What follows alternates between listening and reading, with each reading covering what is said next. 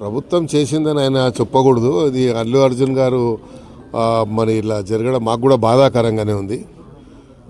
స్వయంగా మాకు ఏదో రకంగా బంధువు కూడా అవుతాడు. అయినా కూడా మరి కోర్టు వాళ్ళకి బెయిల్ ఇవ్వడం చాలా సంతోషము.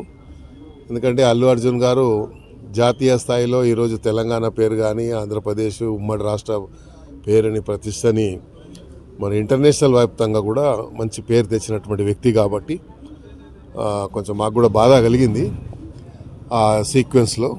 అయితే థియేటర్ యజమానులు కూడా చెప్పడం ఏంటంటే మేము ముందే పర్మిషన్ తీసుకున్నామని చెప్తున్నారు. మరి పర్మిషన్ని రిజెక్ట్ చేశారా లేదా అనేది తెలియదు. కాబట్టి ఏదేమైనప్పటికీ కోర్టు ద్వారా న్యాయం జరిగింది కాబట్టి చాలా సంతోషం.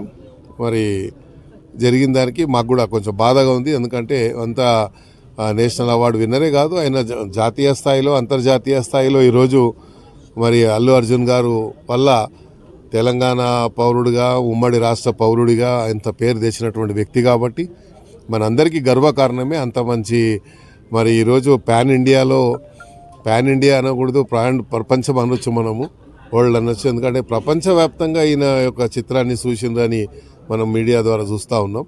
కాబట్టి ఒక దురదృష్ట సంఘటనగా నేను భావిస్తున్నాను, కొంచెం చింతిస్తున్నాను.